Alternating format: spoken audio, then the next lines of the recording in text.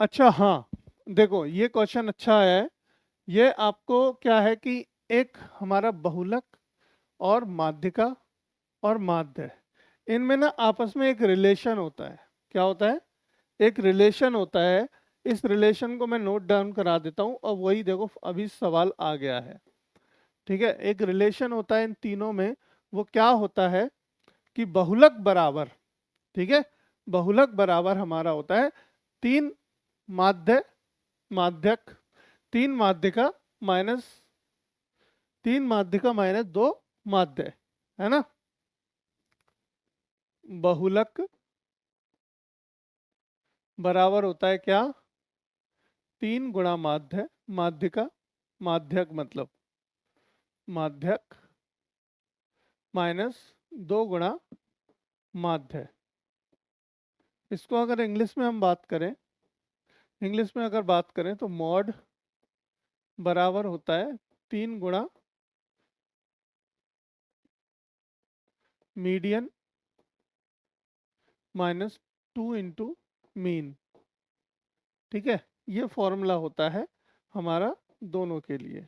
कौन सा फॉर्मूला होगा? ये हमारा फॉर्मूला होगा हिंदी और इंग्लिश, मतलब कि तीनों का आपस का जो रिलेशन होगा वो कुछ ऐसा रिलेशन होगा।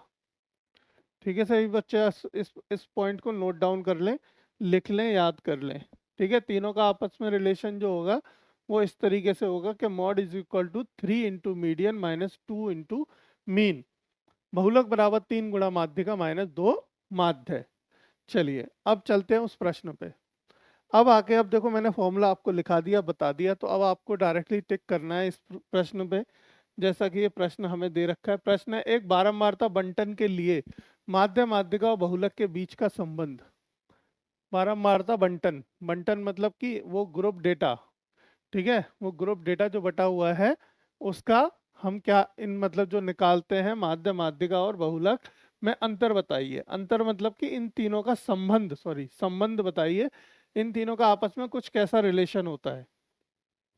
तो हमने क्या बताया? बहुलक बराबर तीन गुणा माध्यिका माइनस दो समांतर माध्य। अब समांतर माध्य लिख लीजिए चाहे माध्य लिख लीजिए, बात एक ही है। मतलब कि इसका ऑप्शन नंबर कौन सा हो गया? सी।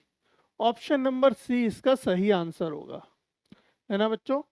Option number C. देखो कई बार ना आपको इस ऑब्जेक्टिव में इसी के लिए एक आंसर, एक क्वेश्चन दे देगा कि माध्यिका इतनी दे रखी है, माध्य इतना दे रखा है, बहुलक बताइए।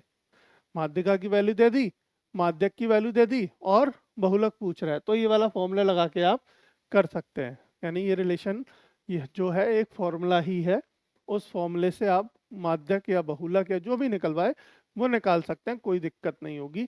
अगर आपको दो चीज़ दे रखी है तो तीसरा आप निकाल सकते हैं।